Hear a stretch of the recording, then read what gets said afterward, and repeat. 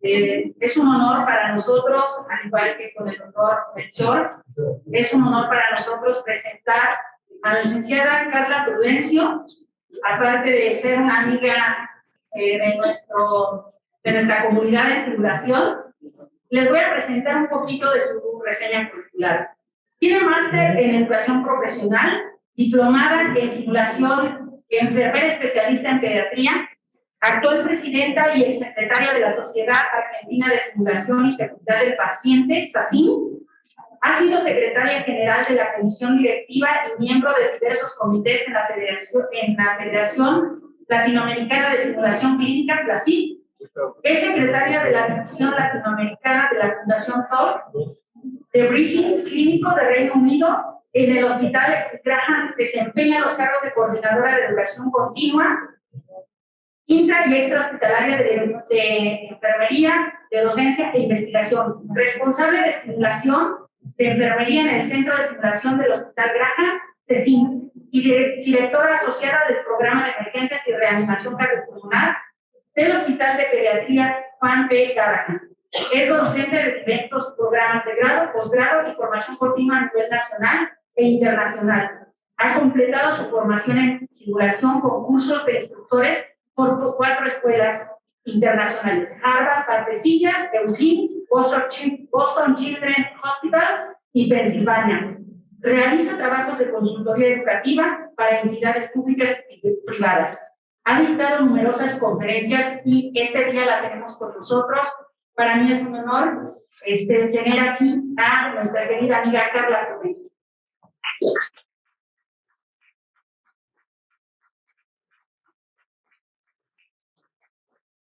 Bueno, muchas gracias.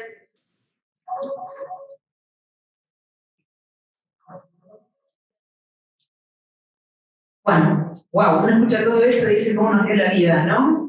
Para formarnos tanto capital humano. Y como dijo Yanel, es una alegría estar con ustedes después de tanto tiempo, tantos años de virtualidad.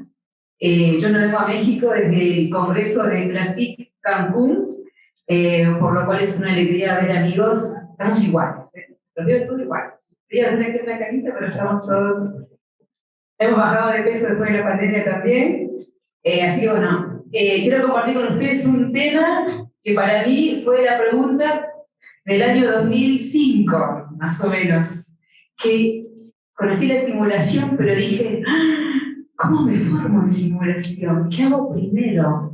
Entonces, quiero validar que esta presentación la pensamos y armamos con Esther de Leona este año, y entonces debo validar que es una presentación compartida desde la parte académica con Esther de Leona, así que está notificada que voy a usar las diapositivas.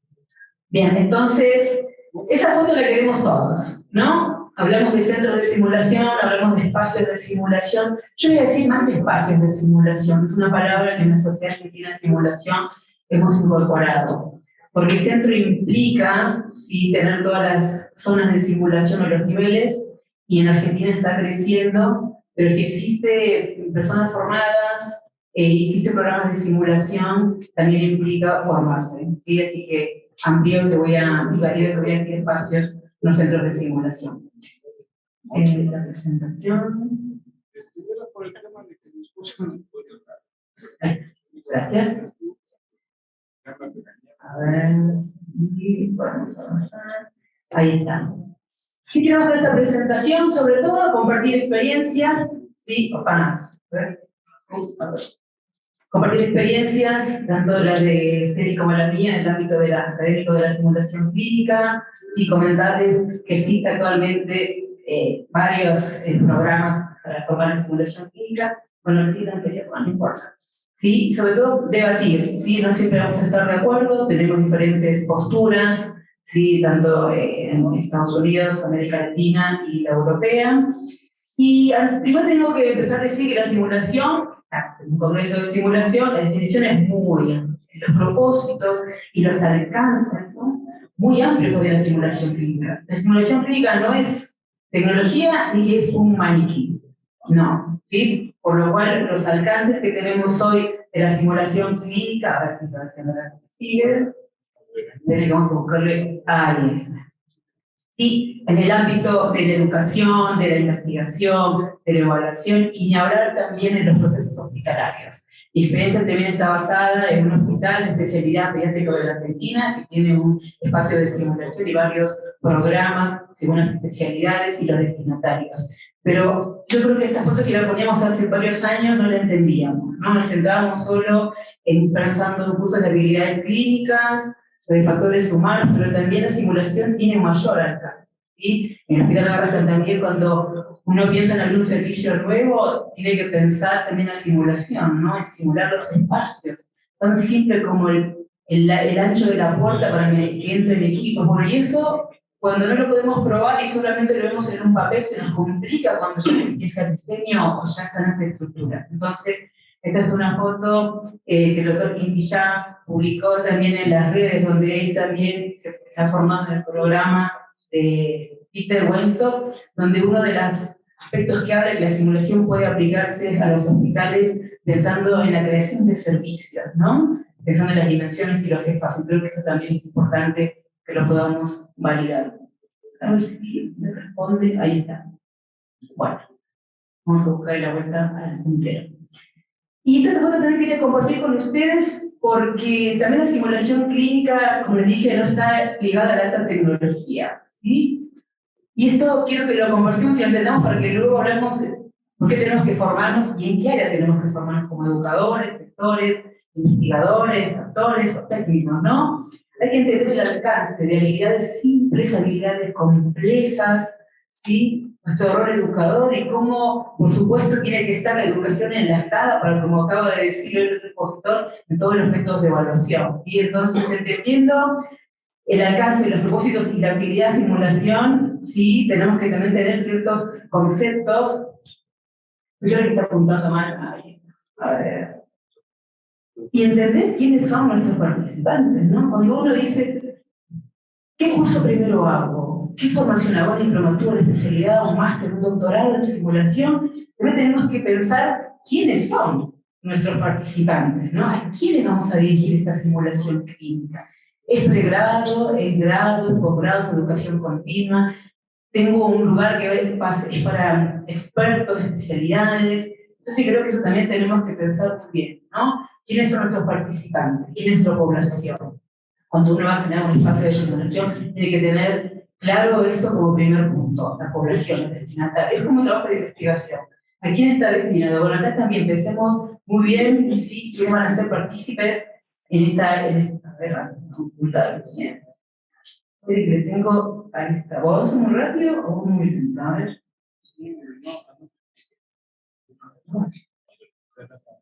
A ver, sí, a ver. Ahí está. Entonces, tenemos que empezar a unir cuando quiero hablar de simulación y mi formación es los propósitos. Voy a abarcar las 4 áreas de simulación, tengo muy claro qué tipo de participantes y qué nivel de participantes y qué tipo de formación o cursos voy a hacer. Entonces, tengo que tener primero eso claro para decir dónde me voy a formar, ¿sí? ¿Por qué me voy a formar? ¿Cuál es mi recurso? ¿Cuál va a ser mi equipo? ¿Por el cual voy a trabajar? A ver, no avanza.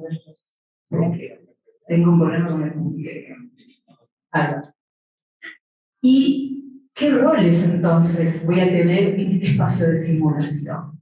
¿Solamente se va a formar el facilitador, el docente? ¿Qué pasa con el técnico? ¿Sí?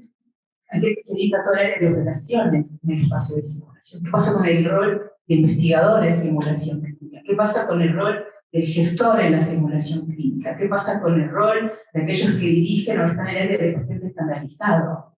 Entonces, cuando digo que vean cómo me formo en simulación clínica, tengo que tener claro población, a cuál está destinado, ¿sí? Por supuesto también el número de la población, como dijimos, si es pregrado, posgrado, experto en educación continua, pero también quiénes van a ser parte de mi equipo. ¿Tengo que formarme yo sola facilitadora? No, tenemos que pensar en los técnicos, en el gestor, en el área de investigación, en mi equipo de pacientes estandarizados. Entonces también creo que empecemos a abrir nuestro campo de la mente, ¿sí? No solamente yo hacer todos los cursos, hay que formar el equipo. No podemos formar a todos los docentes, por supuesto que no, por eso uno selecciona a los líderes. Y acá quiero compartir algo que cuando con este pensábamos, decíamos, pero ¿quiénes son entonces nuestro equipo de simulación, no? Ahí me falta una más.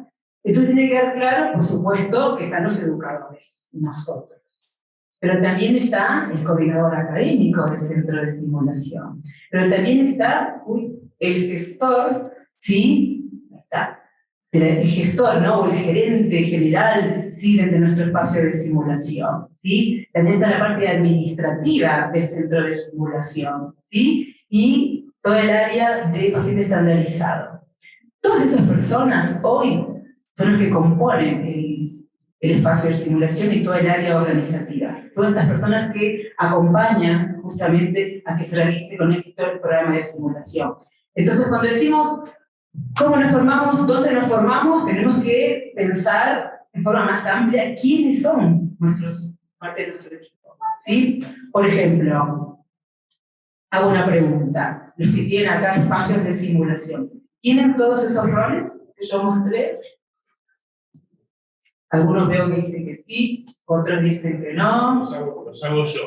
Claro, bueno, gracias Diego. Creo que me viene muy bien entonces tu comentario. Creo que al principio nosotros fuimos todos. A ver ahí, levanten la mano. Fuimos, mirá, muchas manos. Sí, fuimos técnico, coordinador. Fuimos, creo que hasta llevamos el café el primer día de curso. ¿No? La este también fuimos. Bien, gracias por... Diego, tu comentario me ayudó a romper un poco el hielo. Entonces, por eso tiene sentido que al principio nosotros hicimos todos los cursos. El de técnico, el de gestión de simulación, ¿no? Pero cuando uno crece, y la población es amplia, en una universidad, 8.000 alumnos, un hospital, 1.000 enfermeras, en mi caso, 700 médicos, becarios, residentes, enfermeras de planta, uno no puede solo.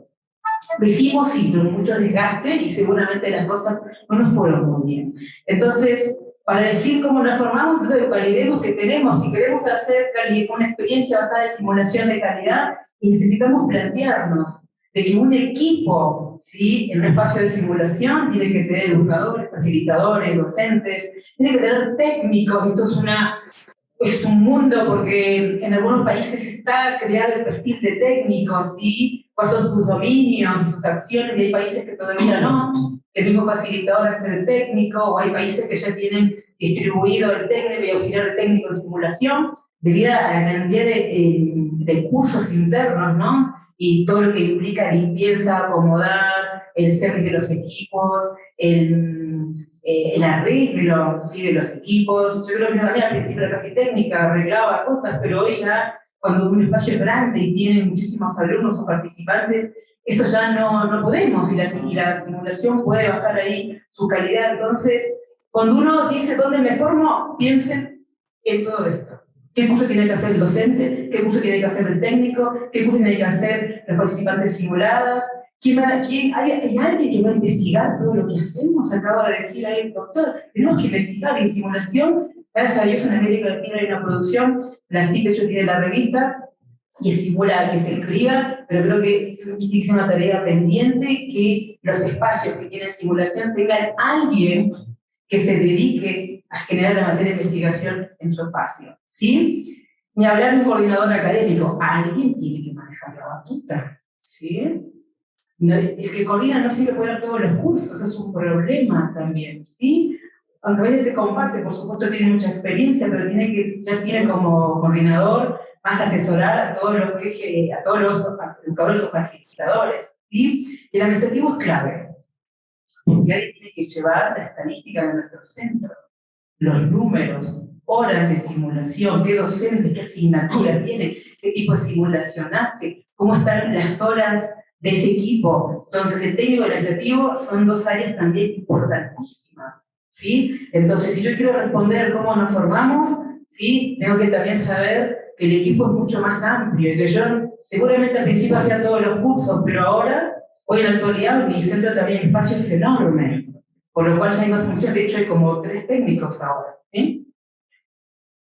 Pero también cuando yo voy a decidir cuál es la formación que voy a tomar, tengo que tener claro qué tipo o modelo de simulación va a tener mi institución. Y acá también hubo avances, ¿no? Y creo que al principio todos decíamos simulación de baja fidelidad, mediana fidelidad o alta complejidad, y esto a veces confundía un poco al objetivo académico que teníamos, ¿no? Porque uno puede hacer una simulación muy compleja de factores humanos, CRM, y no usa ningún pico de alta fidelidad. Entonces, en Argentina estamos usando este modelo, el Hospital Garrahan también, que tiene un enorme espacio de simulación y población. Teníamos cierta confusión de cómo hablábamos, ¿no? Y cuando no hablamos del mismo lenguaje, también surgen problemas. Entonces, cuando voy a ampliar mi información, también tengo que saber qué tipo de simulación hago. Porque si mi espacio se dedica solamente a formación de manejo de recursos en la crisis, y capaz que tengo que hacer otro tipo de formación, cursos más específicos, ¿no? O si mi espacio tiene 80% centrado en habilidades técnicas y procedimentales, también tengo que entonces qué tipo de formación, capaz que me interesa más indagar sobre el feedback, ¿sí? Si tengo muchos simuladores y no tengo idea cómo organizar, y quizás tengo que hacer un curso de gestión primero. Pero entonces, para poder hablar con el gestor, con el académico y con el técnico, también tengo que entender cómo nos organizamos. Entonces, creo que, no sé si todos lo conocen, yo creo que sí, que es el modelo de Simpson, de Peter Weinstock. ¿Lo conocen, el modelo de zonas? Sí, bueno. No veo muchas manos levantadas. A ver, ahora sí, le voy a decir a Peter entonces. Y creo que el modelo que han creado Peter Weinstock y Christopher Rosing, creo que ellos cuando lo escribieron no dimensionaron, pero nos daban respuestas a muchos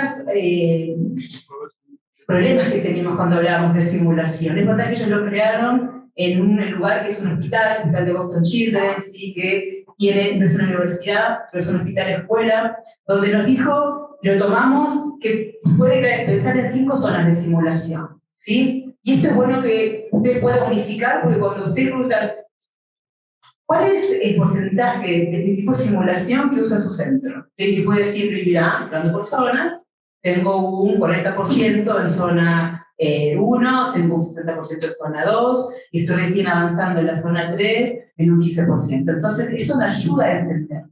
Pero antes de poder decir eso, tengo que un poquito contarles qué son las zonas, para aquellos que no lo saben. La zona 0 está centrada en uso de tecnología, y eso ha crecido un montón con la pandemia, el uso de la realidad virtual. Sí, los software, las aplicaciones, entendemos que en la zona 0 no hay un profesor al lado mío, no me da autofeedback, y esto ha crecido mucho, eso es una zona 0, por lo cual tengo que entender, en institución, ¿tenemos mucha zona 0? ¿Sí? ¿Quién se encarga de la zona 0? ¿Sí? Entonces, es bueno entender también que la zona 0 es tecnología, pero no hay un educador físico al lado mío, que la zona 1 es lo que creo que tiene un recorrido enorme de todos los educadores, que es cómo diseñar, ¿sí?, habilidades y procedimientos, el qué y el cómo, donde el instructor es el que tiene que saber, es el que puede instruir. La zona 2 está centrada en más protocolos, en más eventos críticos, ¿sí? Ahí me hay un educador que está presente. Acá ahí ya hablamos más de casos clínicos, ¿sí? Hay una contextualización de más información clínica, ¿no? De más distractores o ruidos, como hablamos en simulación. La zona 3, el artículo original, es el equipo nativo. Por eso, en un hospital no tiene muy bien este modelo. Porque está el equipo real de emergencia, el equipo real de terapia intensiva, el equipo real de área ambulatoria, donde uno piensa en escenarios, el equipo real justamente para poder trabajar los aspectos de trabajo en equipo y manejo de recursos en la crisis. Y en la zona 2, nuestro rol como facilitador empieza a crecer un poco más. ¿Sí? Dijimos que la zona 1 es alguien que sabe la habilidad clínica, hace pausas y me instruye. La habilidad 2 va creciendo, mi feedback, ¿sí? Va avanzando 1 a 2.5, podríamos decir, donde ya empiezo a hablar de briefing, ¿no? Y en la zona 3, puramente de briefing, donde el educador está a posterior del escenario, ¿sí? Y no hace pausas. Y la zona 4, los que hacen hospital seguramente pueden llegar a usar la herramienta de la conversación reflexiva, ¿sí? En un hospital, cuando generamos una simulación, no es simulación, es un evento real, pero usan la conversación reflexiva, es un briefing clínico, ¿sí? Para poder conversar en el ámbito asistencial. Esto lo hacen poco, por ejemplo, en Argentina, ¿sí? está creciendo, la posibilidad de entender que hay un espacio de reflexión del equipo de salud, pero también viene de la mano de que en simulación hablamos de que hay que generar espacios de reflexión. La zona 2.5 y la zona 3 se centran en esto. Genero un evento, dejo que corra el escenario y a posterior converso. Pero en la zona 4 no hay simulación. La zona 4 es la vida real. Pero voy a usar esta tecnología de briefing para hacer conversación, es más breve, no es tan extenso, ¿sí? Y se denomina de briefing clínico. Teniendo esto como base, a ver si ahora avanza, ahí está, ahí se les presento entonces a aquellos de los que no lo conocen. El primero que ven es Christopher Rose y el segundo que ven es Peter Weinstock. Sí, la verdad que ellos generaron poder pensar cómo adaptar lo que tenemos, ¿sí?, a las necesidades de los participantes. Esto también es valioso, ¿sí? Él habló el speaker anterior de la transformación. Bueno, la simulación creo que la palabra es adaptabilidad, ¿sí? Con los recursos que tengo, con los docentes facilitadores, entender, sí, poder organizarnos, qué recursos tenemos y cómo utilizarlos. Y también qué rol docente desde la facilitación, sí, tiene según las zonas. Así que esto es interesante para que luego entendamos cómo, ya de hecho basar, cómo nos formamos también según las zonas. Y ahora tiene en español, sí, para acompañar un poco, este gráfico yo lo quería por el tema de la información clínica y los ruidos, ¿no? En la zona 0 prácticamente no hay información clínica, hay mucho ruido, en la zona 1 empieza, pero muy poquito, en la 2, 3 realmente avanza mucho el tipo de fidelidad, si yo necesito mayor percepción de realismo. Por lo cual esto también implica, cuando yo me forme, si necesito crear espacios que tengan mayor percepción de realismo o fidelidad, necesito también entender en qué zona lo voy a ejecutar, ¿sí? Todo está relacionado, entonces tener en cuenta, ahí está, a ver, una más, ahí va, una. Entonces, esto quería acá mostrar un poco, entonces, cuando hablamos de la zona 1, la imagen sería habilidades clínicas. Cuando hablo de la zona 2, sería más protocolos. Cuando hablo de la zona 3, se trata sobre todo como objetivo en la conversación reflexiva, ¿sí? Y por lo cual ahí podemos ver, ¿sí?, las cualidades que tiene que tener el instructor, ¿sí? Vamos a pasar. ¿Hasta ahí estamos? ¿Bien? ¿Estamos vivos, digo yo? ¿Sí? Porque ya la segunda conferencia, ¿sí? Bien, vamos entonces. Vos quiero hablar un poquito de fidelidad, ¿sí? Entonces entender, porque esto es un desafío cuando uno crea un espacio de simulación y también tiene la necesidad que en la zona 2 y 3 necesita aumentar la percepción de realismo. Sobre todo como son profesionales que ya vienen del ámbito de la salud, necesitan ver lo que están acostumbrados a ver en un hospital. Los alumnos en grado, de verdad que con los niveles de fidelidad que creamos les alcanza, pero un médico de 20 años, una enfermera de 15, y necesita ver un poco más. Entonces también entender que es bueno, ¿sí?, entender qué es la fidelidad, que es realmente tratar de representar, ¿sí?, lo mayor posible el ambiente que yo quiero simular. Pero que hay desafíos y tienen que estar, según las zonas, entender el aumento, ¿no? Zona 2 y 3, en la 0 y 1 prácticamente nada. Y fíjense la foto que quise poner aquí, ¿sí? Aunque tengo una pena, es un curso de administración de insulina en enfermería, y no era un señor de la industria, pero el docente sabía muy bien lo que quería, tenía que ver el objetivo del escenario, intentó que sabe que la simulación no es alta tecnología, entonces diseñó simplemente con un simulador que es de tela, se le puso una piel, y lo que él tenía como real eran sus lapiceras. Entonces, también entender, ¿no?, qué es la fidelidad y cómo debo utilizarla y cómo la gradúo en relación al objetivo, ¿sí?, o a las zonas de simulación, ¿sí? Vamos a ir avanzando.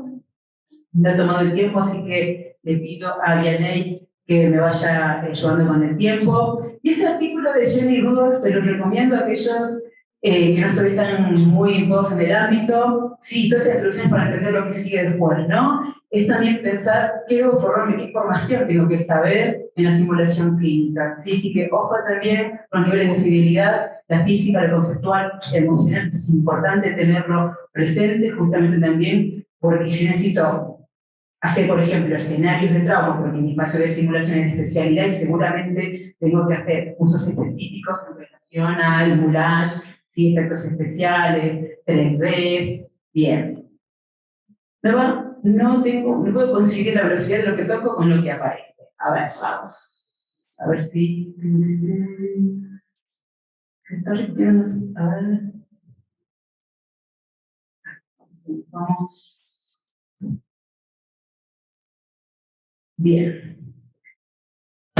Pensar los técnicos de flexibilidad, porque dijimos que esto se centra en el estudiante, ¿no? Y los objetivos están centrados al aprendizaje, sea zona 2, sea zona 3. Entonces, es bueno entender qué es la fidelidad y cómo tengo que nivelar el porcentaje de las 3 cuando yo diseño escenarios, ¿sí? Al fin y al cabo, el docente, ¿qué es lo que ustedes pueden manejar como variables? Son los niveles de fidelidad, ¿sí? Pero la percepción es la del estudiante. Están diciendo el tema del tiempo. Entonces, sabiendo todos los propósitos, el alcance, las zonas, que tengo que trabajar en un nivel de fidelidad, en el realismo del estudiante, ¿dónde invierto? ¿Sí? Por lo cual yo digo que por ahora tengo que saber, como dije, qué participantes, ¿sí? A quién está dirigido, se debe utilizar las zonas de simulación, ¿sí?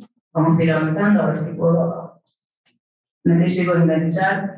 Y también saber un poco cuáles son mis roles como educador, entonces. ¿Sí? Entonces acá este artículo me parece hermoso que habla sobre los roles que tiene el educador. Y está como resumida cuáles son los roles. Ahí está, ¿sí? No llego a llegar bien, pero está centrado sobre todo, estos son los puntos clave que tiene que tener un educador, manejar todo lo que es el debriefing, ¿sí? Todo lo que es, por ejemplo, el paciente estandarizado, ¿sí? Es importante que tengamos claro qué nos pide a nosotros como educadores. Este artículo nos da como la clave, ¿sí? ¿Qué esperan de mí? Y de acá te digo, bueno, si esto es lo que esperan de mí, entonces, ¿dónde tengo que formarme? ¿Sí? No sé por qué no va donde yo quiero. A ver, hagamos. Acá sería un poquito, a ver, hacia arriba. Ahí va. Me encantó. No me quiere a mí, te quiere a ti. Bien. Entonces, hablando en zonas, fíjense un poco qué es lo que me pide a mí como educador. En la zona 1, ¿sí? Debo ser experto clínico, debo saber hacer pre-briefing, ¿sí? Tengo que saber manejar lo que es el feedback, tengo que saber lo que es evaluación, el punto de evaluación para la zona 1. En la zona 2 lo que se va a sumar, ¿sí? Es el tipo de feedback, plus delta, ¿sí? En la zona, también tengo que ser experto. En la zona 3 hay que cambia el desafío. ¿Sí? Acá ya viene el rol de tiplístico y código brief, es aquel compañero que nos ayuda en la conversación reflexiva, pero los objetivos también son otros, ¿sí? Todo lo que es CRM, trabajo en equipo. Entonces, esto es bueno entender, cuando yo digo qué quiero hacer, dónde me formo, entender si conocer mis alcances.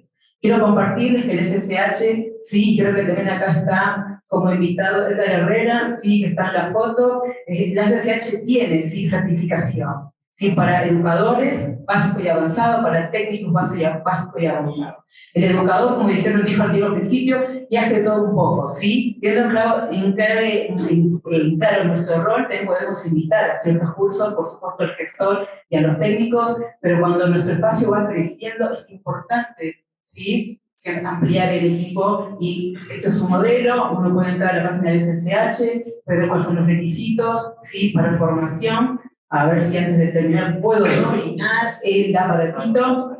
Por lo cual, sí, voy a decir que lo que más me desafió en México fue hacer el uso de la tarjeta que no falla. Bien, entonces, a aquel que le interesa certificarse como educador, tiene cursos hoy en Estados Unidos, sé que están en español, de hecho Edgar Herrero es el que difunde mucho y nos ayuda a entender. Por supuesto, esto tiene mucha experiencia cómo trabaja Estados Unidos. ¿Sí? No todo se puede traspolar, pero el que le interesa tiene para certificar como educador básico y avanzado, y como técnico también básico y avanzado, a ver si puedo dominar. Y son exámenes que tienen material para lectura, previo, ¿sí? Hay que prepararse, ahora se puede rendir en línea, tiene que ver esos dominios, pero yo creo que el educador, ¿sí? y el gestor y el cuidador académico tienen que tener el curso, ¿sí? De educador básico, es importante. Y seguramente el educador avanzado lo va a tener que tener sobre todo también el cardiólogo académico y el investigador, ¿sí? Que se encargue justamente de seguir todo, reportar e investigar lo que ocurre en el centro de simulación.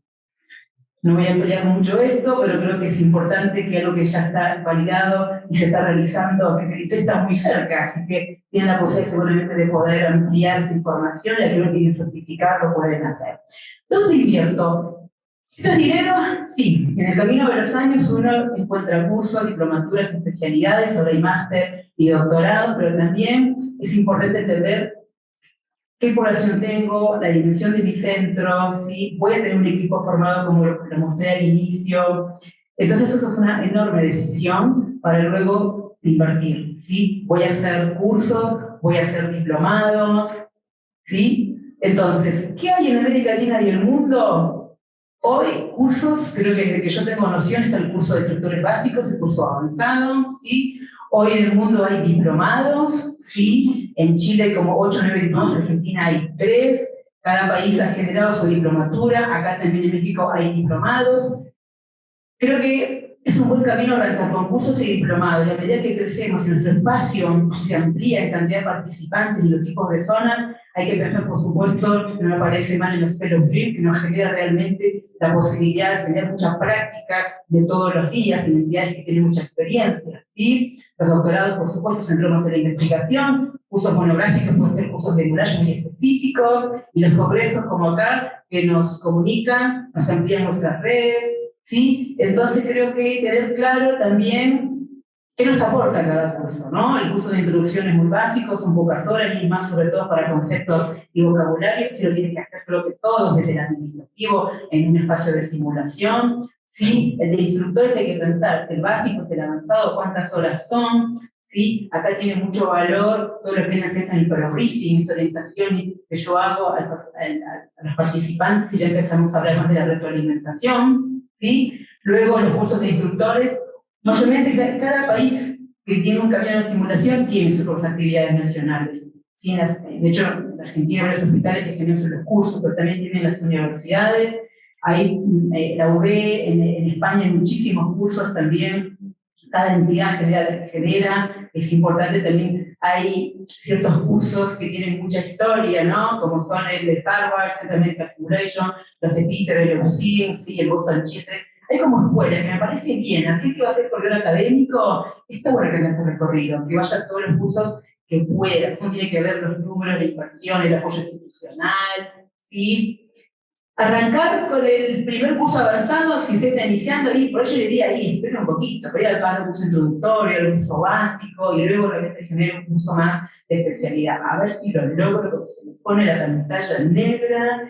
Diplomados. Ahí está, el diplomado, y esto puede ser de 1 a 6 meses, depende también cada país la cantidad de horas que les piden para generarlo, tiene que tener bastante horas prácticas, que es el desafío de un diplomado, pero que genera muchos más conceptos en cuanto a la simulación clínica, ¿sí? Los máster, y ya que es un programa académico mucho más amplio, un conocimiento más profundo, ¿sí? Y por supuesto, mayormente lo genera que tiene mucho recorrido, historia de simulación en su universidad, ¿sí? O en su institución. En la Argentina todavía no hay máster, ¿sí? Acá no sé si lo hay en México, hay máster de simulación clínica, todavía no. Creo que la simulación tuvo su historia hace muchos años, pero creo que hoy los países han crecido mucho, ya tienen diplomados, cursos básicos, creo que tienen todos, creo que diplomados están ahí, creo que es más necesario en América Latina de tener máster, porque cuando buscan no hay máster, ¿sí? No sé en Colombia si hay máster, todavía no.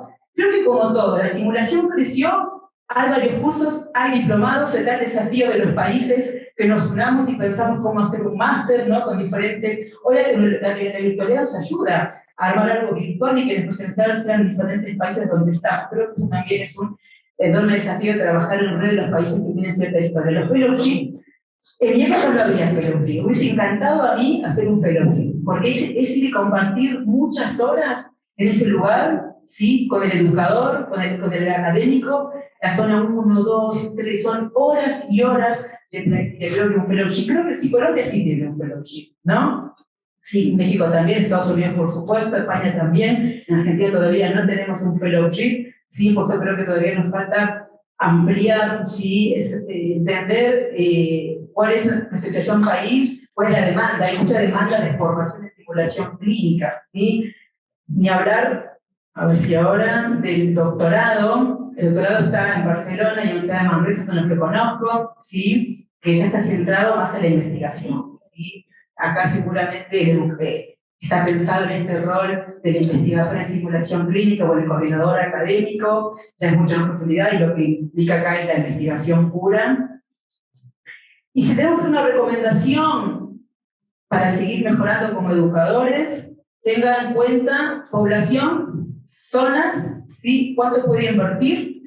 Yo creo que todos podemos iniciar con cursos básicos, introductorios, después un diplomado, si puedo hacer un fellowship ideal, y luego de varios años que todo eso lo llevó a horas de vuelo, piense en un máster y un doctorado. Pero el máster y el doctorado no son para cualquiera del equipo, ¿sí? Tiene que dedicarnos ya estar más centrados en la investigación en ambos. Pero creo que tenemos que seguir trabajando, ¿sí? En lo que es el feedback, ¿sí? En la evaluación de preparación entre nosotros mismos, en compartir lo aprendido. Creo que en América tiene mucho recorrido, nos falta compartir un poco más, ¿sí? Seguir publicando en revistas y congresos, y es esto, ¿no? Yo poder ver a Diego Díaz, poder ver a la gente de Health Simulation, creo que también compartir cómo estamos y en nuestras redes creo que es importante, ¿sí?